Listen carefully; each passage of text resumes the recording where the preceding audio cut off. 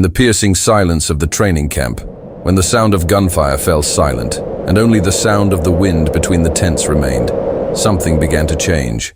One of the soldiers, previously the most stable, respected and centered of the platoon, began to laugh alone in the dark. At first they thought it was stress, then fear. But when he tried to strangle his commander in the middle of the night, the truth became impossible to ignore. Something inside him had broken, and whatever it wasn't natural. The heat in the desert of southern Spain was brutal, even for soldiers used to training under extreme conditions. The joint operation involved American, British, and German troops simulating an urban warfare scenario with non-lethal weapons and state-of-the-art technology. The senior commanders had promised an innovative exercise with an emphasis on realistic simulations and the use of new containment protocols. For many, it was just another tiresome maneuver. For others, an opportunity to shine in front of foreign officers. Sergeant Ryan Holt, a decorated veteran of the American infantry, was assigned as platoon leader. Known for his fierce discipline and exemplary behavior, Holt had the trust of his superiors and the admiration of his colleagues. He was the kind of man who followed orders to the letter, without hesitation, and never allowed chaos to get him off track. During the first week of training, his performance was, as always, impeccable. But something changed on the 8th day. During a rescue drill, a military vehicle released a pale yellow gas that slowly spread among the soldiers. Everyone was told to keep their masks on, but not everyone managed to adjust them in time. The command claimed that it was a harmless gas, designed only to generate sensory confusion and test cognitive responses under stress. It was part of the surprise protocol, they said, but no one had been told about this test in advance. Ryan was one of those who inhaled the gas. Witnesses reported that he removed his mask for a few seconds while shouting orders during the exercise, believing that visibility was compromised because of the visor. From that moment on, he began to show subtle changes, almost imperceptible at first. He began to sleep badly, complained of constant headaches, and walked alone around the camps even when not on patrol. Over the days, his subordinates began to notice changes in his behavior. Ryan, who had always led with firmness and clarity, now seemed unfocused and irritable. During a simple territory-marking exercise, he shouted at a British soldier for an insignificant mistake, something completely out of character. When asked about the incident, he laughed, shaking his head, saying that he couldn't quite remember what had happened. The change, although gradual, became impossible to ignore. On the 12th day of the exercise, he refused to take part in a meeting with the other platoon leaders. He stayed locked in his tent, talking quietly, as if he were in a conversation with someone. When one of the medics came to him, Ryan simply said, "They already know. They just don't want me to talk." The pale yellow gas was almost ethereal, too light to have left any noticeable smell, but dense enough to be perceived with the naked eye. In the official report, it was described as a non-toxic compound for sensory testing, a mixture of elements supposedly used in simulations to temporarily reduce motor coordination. However, none of the soldiers, American, British, or German, could remember signing a consent form for this type of exposure. Rumors began to circulate among the platoons. Scientists from a private laboratory were said to have infiltrated the command of the operation, testing substances without the full knowledge of the troops involved. One German officer even reported dizziness and a momentary loss of peripheral vision after exposure to the gas, but his testimony was ignored, written off as a subjective feeling of fatigue. Ryan began to refer to the gas symbolically. She called it living mist. He told a colleague that it moved as if it had a mind of its own. It invaded him without him noticing. Her eyes began to show signs of constant irritation, and her skin, once tanned by the strong desert sun, looked strangely pale. One of his closest friends, Corporal Jenkins, confided, "It's not Ryan in there anymore. There's something else looking out from behind those eyes." After the first physical symptoms, the mental disorders came. Ryan became increasingly isolated, avoiding any kind of prolonged eye contact. He reacted suspiciously to simple questions, as if he were being interrogated by spies. He began to write compulsively in a small black notebook that he always kept with him, filling entire pages with disconnected words, symbols, and names that no one could identify. During the nights, some soldiers heard firm footsteps in the camp, even after curfew. When they went out to investigate, they found no one, except, sometimes, Ryan, standing in front of a lamppost, motionless, looking up at the sky. When they questioned him, he just said, "They come down with the mist. I can see it now." One morning, he woke everyone up screaming that something was crawling under the ground and that they had to get out of there immediately. The tension in the camp grew by the day. Officers began to discuss the possibility of removing him from the mission for psychiatric reasons, but the high command was hesitant. They feared arousing suspicion or creating diplomatic trouble with the Allies. After all, officially, nothing had happened. It was just stress, tiredness, pressure, and all the reports that pointed to anything other than that were carefully erased or rewritten. The night Ryan went completely berserk, the camp was plunged into a different kind of fear. The fear of what can't be explained. It was 2:17 in the morning when a loud, prolonged laugh echoed between the tents, cutting through the silence like a siren in the void. The voice was unmistakable. It was Ryan, and he was laughing alone, sitting in a fetal position on the bed, his eyes glazed over. Soldiers rushed over to him, worried. When they tried to calm him down, Ryan pushed them away with enormous force, shouting nonsense words as if he were speaking in another language.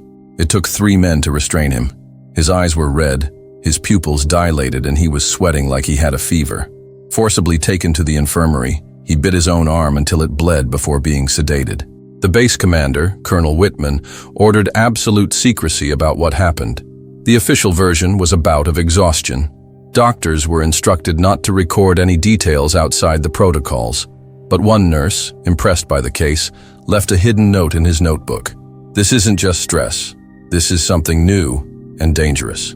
The morning after the outbreak, Ryan woke up as if nothing had happened.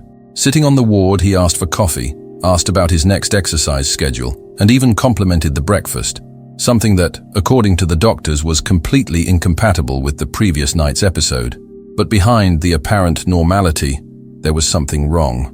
His eyes remained fixed for far too long on faces he barely knew, and every now and then, he'd mutter phrases like, "They're still here," or "You just can't hear them because you haven't been tagged." During a simulated patrol activity, Ryan acted violently again. Upon receiving an instruction from British Lieutenant Adam Cole, he simply turned around and punched the officer in the face hard enough to break his nose. He was immediately restrained by his colleagues, but his reaction to the restraint was even more alarming. He shouted that the officer was an imposter and that everyone was being fooled. "It's not him. The skin is his, but what's inside? It's not human." This second incident set off the final alarm bells among his superiors. It was impossible to hide it any longer. But instead of triggering a medical evacuation protocol, the command decided to isolate Ryan in one of the containers used to store equipment. They said it was for his safety and that of the others. No report was sent to Central Command. Everything was dealt with internally. The container was double-locked, and only 2 soldiers were allowed to interact with it. The institutional silence began. The container where Ryan was kept had no windows, just a small barred opening through which the soldiers passed food and observed his behavior. For the first few days, he remained relatively calm. He sat in the corner, wrote in his notebook, and stared at the opposite wall. But on 3 consecutive nights, the guards reported hearing metallic sounds coming from inside, rhythmic knocks, as if he was trying to communicate in code. On the 4th night, one of the soldiers on guard duty, a German recruit called Thomas Breuer, disappeared. His shift was from 2 a.m. to 4 a.m., and he was never seen again after approaching the container. In the morning, his gun was found lying a few meters from the entrance, but there were no signs of a struggle or escape. Ryan was inside, lying down, his hands covered in something dark and dry. When asked, he simply replied, "He had to go," the voice said, "and I obey." Even in the face of the disappearance of an Allied soldier, the officers kept the story inside. Breuer had allegedly been transferred to a hospital for emotional reasons. His colleagues didn't believe him, but no one dared to confront the command. The fear that hung over the camp was no longer that of war. It was the fear of the inexplicable. And inside that container, Ryan's mind seemed to plunge deeper and deeper into a bottomless abyss. The detachment's chief medical officer, Lieutenant Edward Garrison, was one of the few to try to record what was happening. He collected samples of Ryan's saliva, blood, and sweat, sent them for analysis in the mission's mobile laboratory, and wrote a detailed report on the changes in behavior, physical symptoms, and the relationship with the gas released on the 8th day. The document was entitled, Possible Adverse Reaction to Unknown Compound. 3 days later, the report was returned with red stamps, classified, and sensitive information, do not disclose. When Garrison tried to access the lab results, he discovered that they had been deleted from the system. He confronted an officer in the high command and received a direct response. "This matter is above your clearance level, Doctor." That was his last attempt to get official answers. The doctor then began to keep personal notes hidden inside his first aid kit. In them, he detailed how Ryan's pulse oscillated abnormally, slow like that of a man in a coma in the morning, and fast like that of someone in a panic at night. And he described something even more disturbing. The soldier's eyes changed color during the outbreaks. From being greenish-brown, they began to show an almost golden ring around the pupil, as if it were burning from the inside, he wrote. Even with disappearances, outbreaks, and clinical evidence, the term used in meetings with senior officers was always the same: extreme fatigue. The soldiers began to mock the expression. They said that if someone had a heart attack, they would probably be diagnosed with extreme cardiac fatigue. The word became a nervous joke, a way of coping with the growing terror. Ryan, isolated in the container, began to repeat the word with obsessive frequency.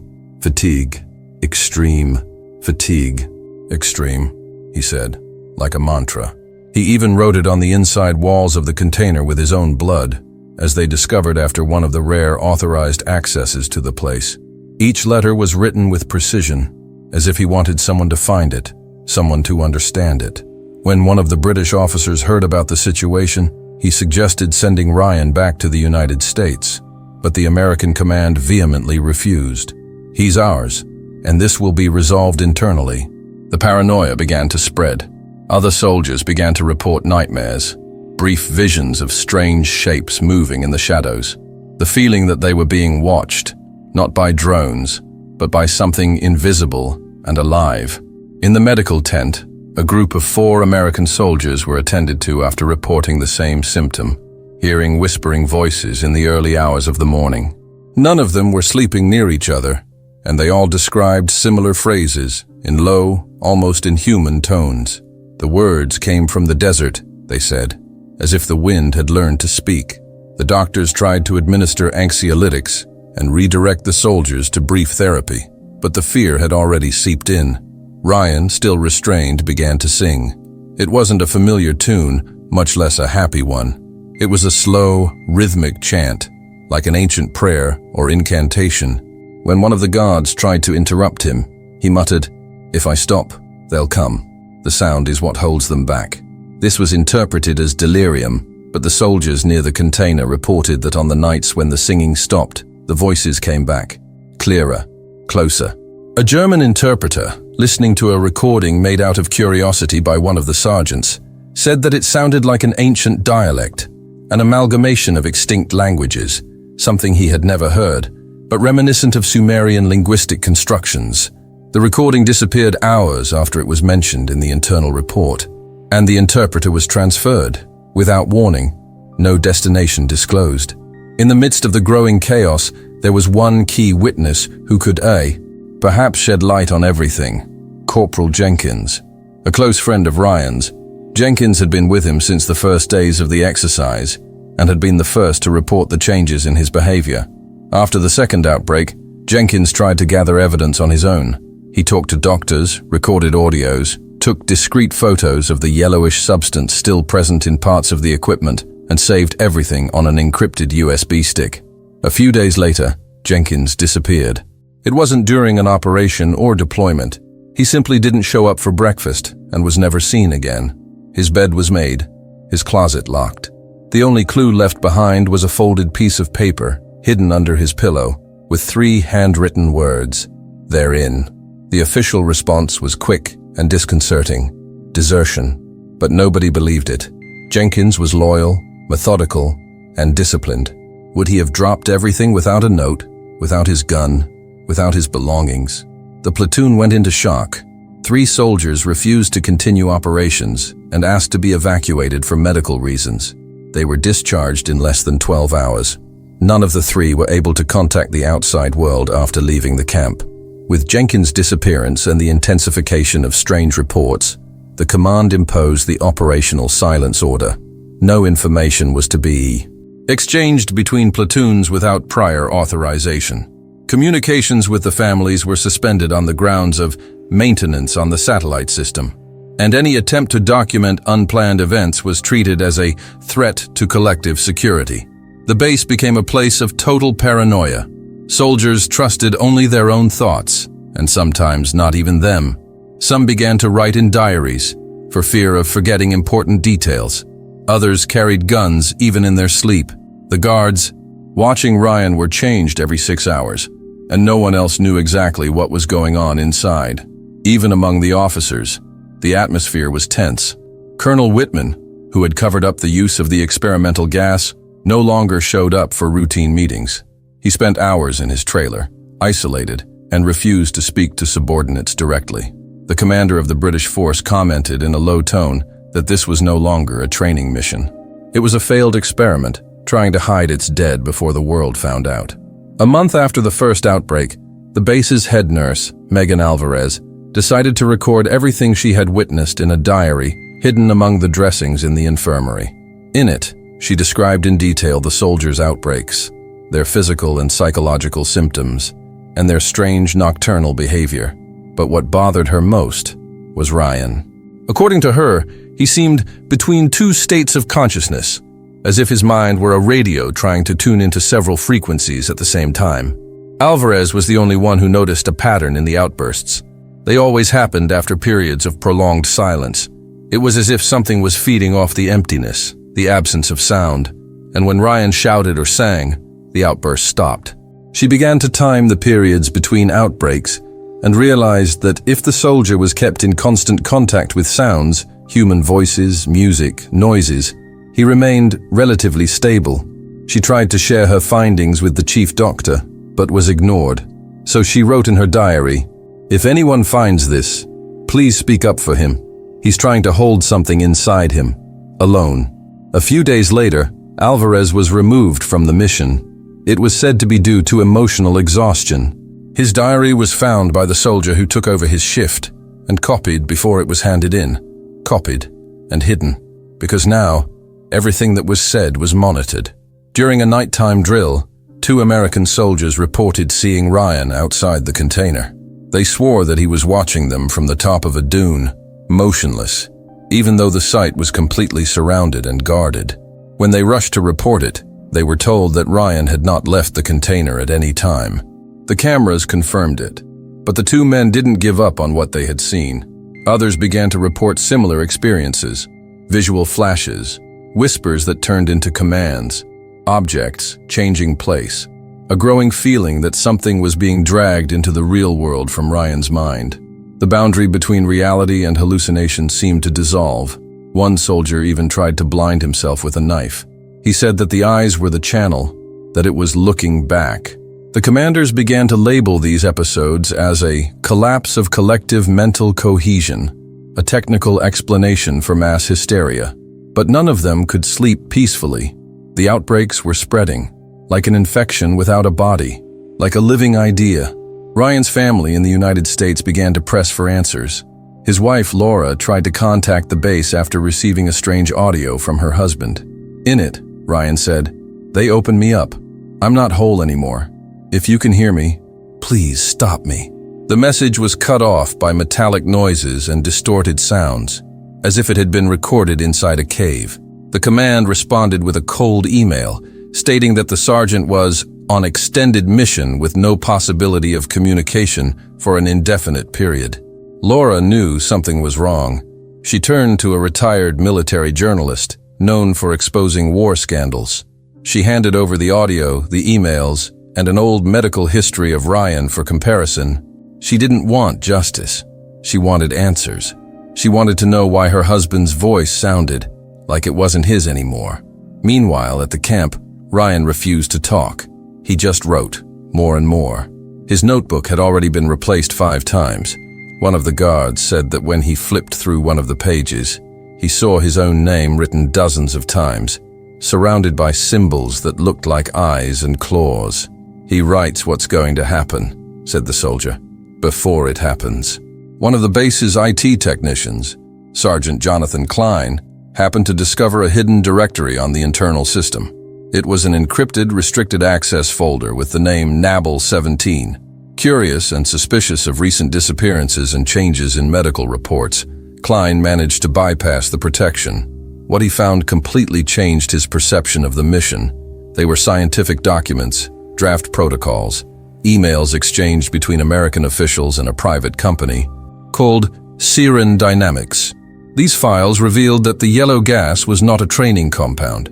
It was an experimental substance developed to induce profound neurochemical changes.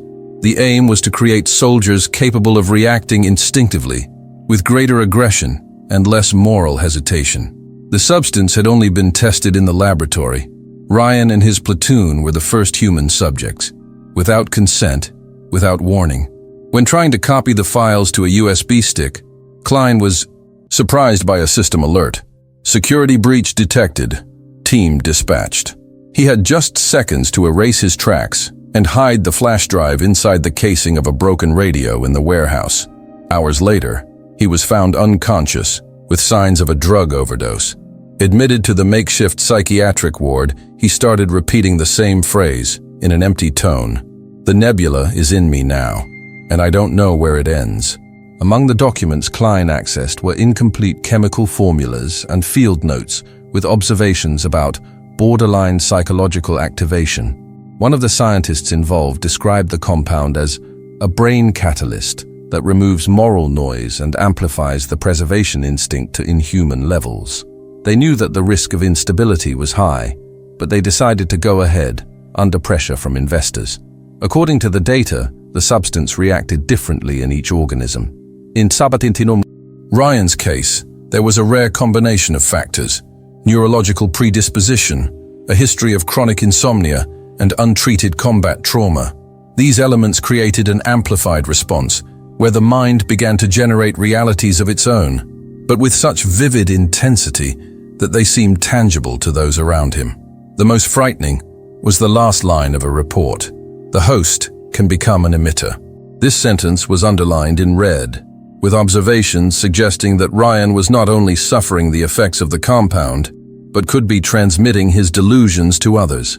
Not through biological contamination, but through something the reports called collective psychic resonance.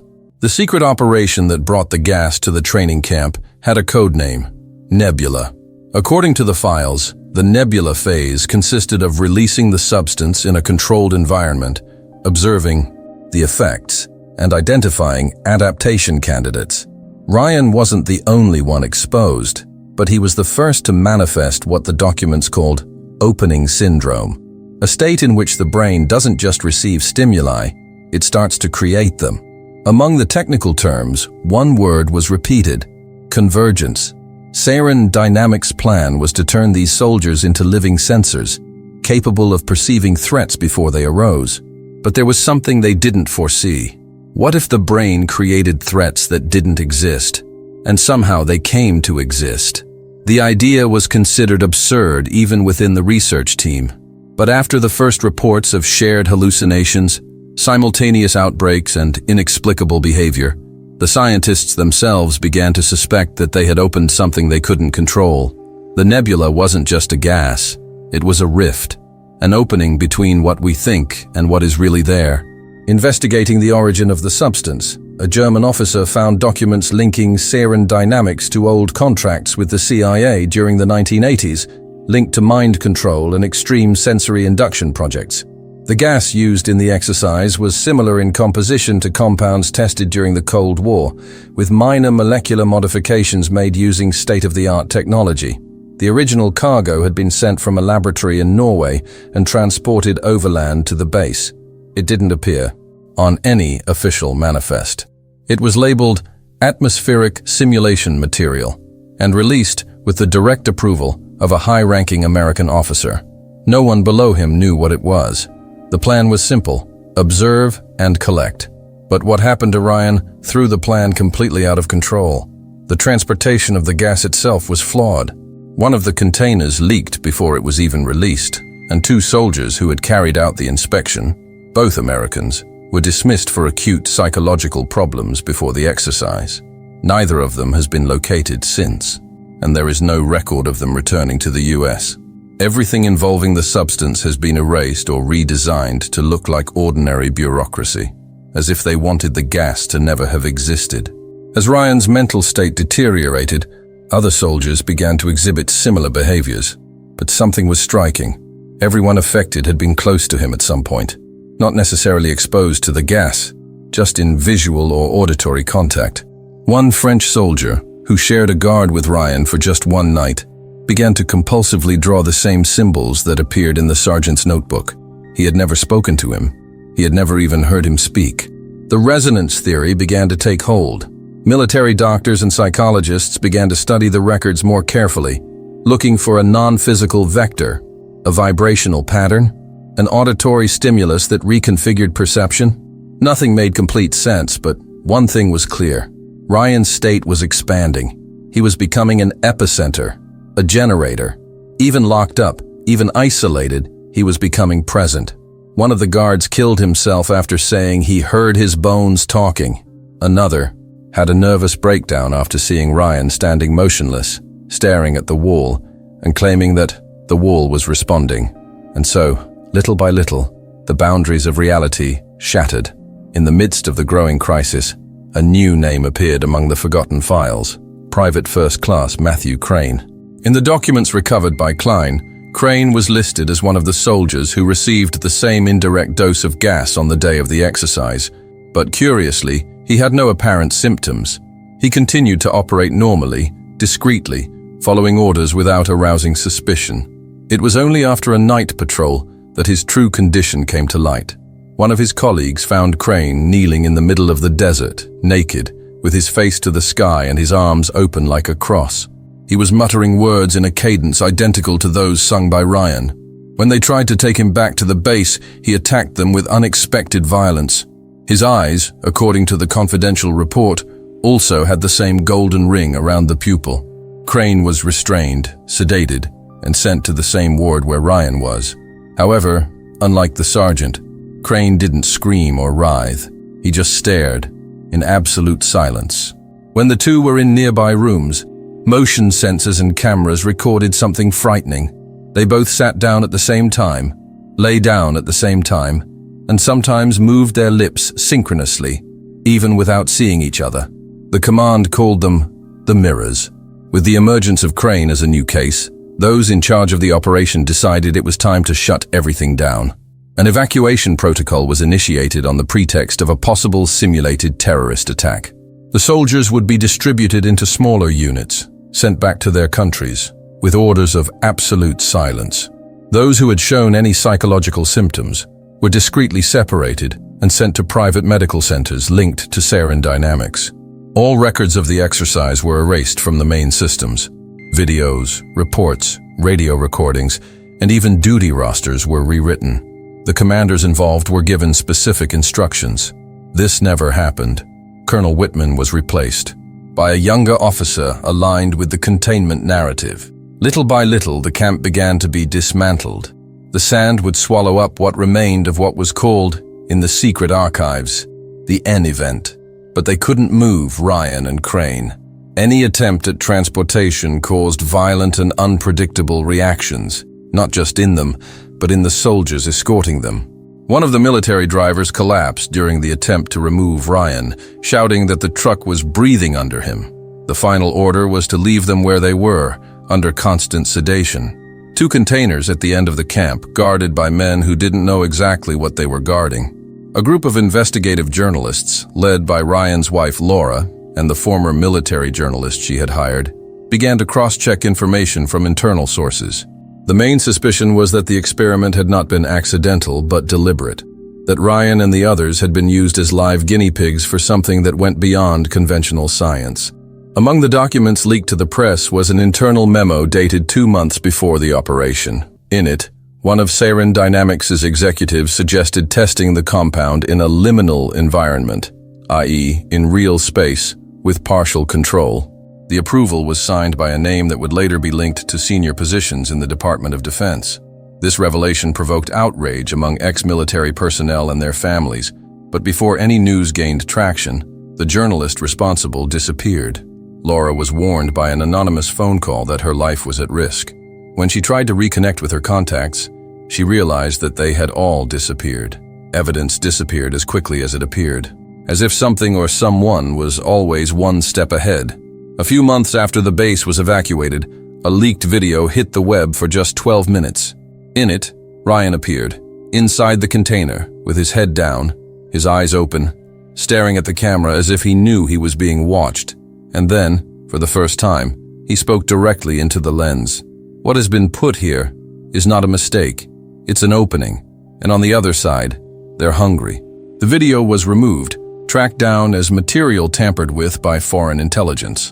But digital analysis experts confirmed the recording was real, uncut, and made with standard military equipment.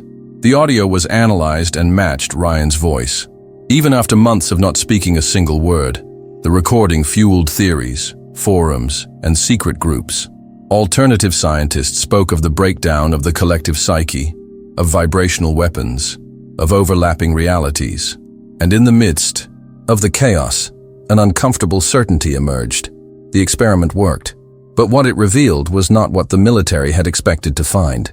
It was something older and deeper, something that had always been there, waiting for a door. Today, Ryan remains interned in a facility whose location no one knows for sure. Officially, he has been declared mentally unfit and removed from active service. Crane has completely disappeared from military records. To all intents and purposes, he never existed. And Sarin Dynamics, it went through a restructuring, changed its name, and continues to hire in silence. Laura never gave up. She keeps sending letters to her husband, even though she doesn't know if they've been received. Sometimes she receives envelopes with blank pages, other times, nothing. She still listens to the recording he left, the one in which he said he was no longer whole. And now she understands. It wasn't just him. Something inside him is still breathing, and perhaps, through him, it never stopped. In that forgotten part of the world, where the desert swallows up the traces of truth, they say you can still hear, on very silent nights, a thin laugh being carried by the wind.